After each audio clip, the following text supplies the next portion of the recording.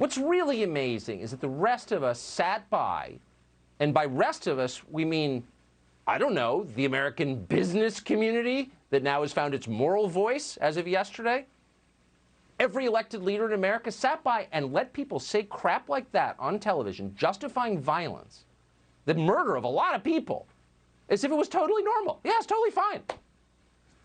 Point made. But the point today is that all of a sudden, this is not the language of the unheard. These are people who are unheard for a good reason. They should just shut up and go to prison or be shot to death. What to make of all of this? Truly. Matt Walsh has thought a lot about this question. He's the host of the Matt Walsh Show. We're always happy to have him on the show. Matt, thanks so much for coming on. Thanks for having me. Thank you.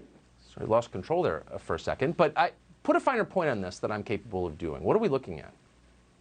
Well, I think this is why I have no patience for the whataboutism charge, because when you bring up this point about how the media, the Democrats, have been explicitly encouraging, promoting, romanticizing violent protests, political violence, riots, it's always, well, that's whataboutism. So what they're basically telling us is we have to take this event that happened yesterday, look at it, pretend that it happened in a void, and that it is mysteriously disconnected from everything that happened before it. And that's just, of course, completely ridiculous. It happened in the context, in an environment where we're being told that it's okay now to do this, all those clips you just played.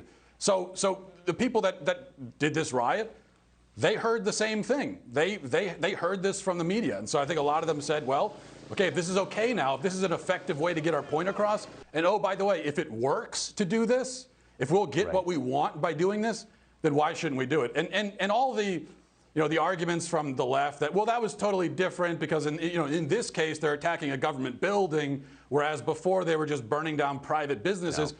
First of all, that's not true because they were taking over police stations and burning them to the ground. Second of all, is it really better to burn down, your neighborhood convenience store? Is that really better than swarming Capitol Hill? I think they're equally as barbaric in my mind. It's all awful, but what's so terrifying is they were able to leverage the death, apparently the fentanyl OD of a guy in Minneapolis over Memorial Day into changing America completely. Like, your kid's schools are different. Your kid may not get a job because of that. Like, everything is different because of that.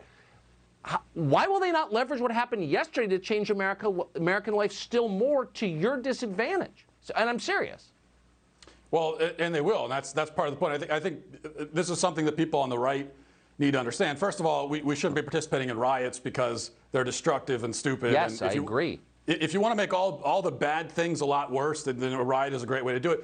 But only if you're on the right, because the left owns the system. So it doesn't work. We don't have the same rules because we don't own the system the way the left does.